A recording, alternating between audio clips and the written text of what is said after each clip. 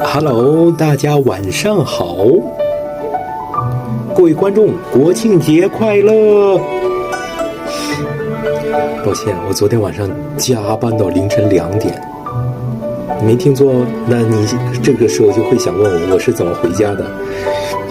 我没有回家，这里在我旁边的话有个睡袋，我裹得像蚕一样，然后是涌进去，然后就这么睡了。不过意外的，睡袋挺舒服的啊，我就喜欢被睡袋包裹的感觉，软软的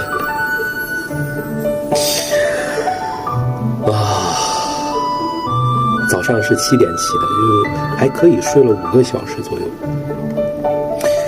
今天的话，想跟大家讲讲这个是食疗，大家难道就不好奇吗？被称为国家名老中医的这些老中医，他们到底平时吃什么呢？喝什么呢？大家难道真的不好奇吗？我是特别好奇的，我周围的这些名老中医，我特别好奇，因为如果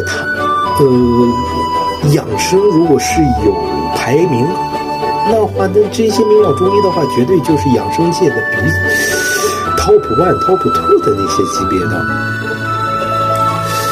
你知道他们吃什么吗？你完全想不到，你绝对想不到他们的食谱会是什么样子的，因为打死你都想到这些老中医们那个是完全返璞归真了啊！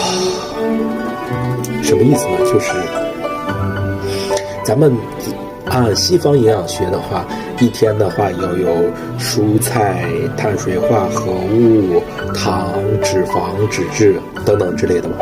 但是他们呢，他们不是按天算的，他们是按星期或者是半个月或者是1个月，就把时间段先拉长，然后吃什么呢？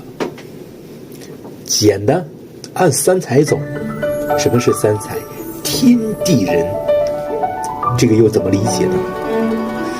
再换个通俗的说法，天上飞的，地上跑的，水里游的，当然这只是指肉类的，你就可以泛义的理解成天上的、地上的和水里还有海里的。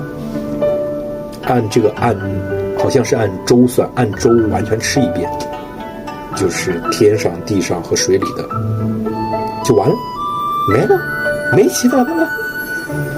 我去，这也算养生吗？这跟养生有半毛钱关系吗？听了完之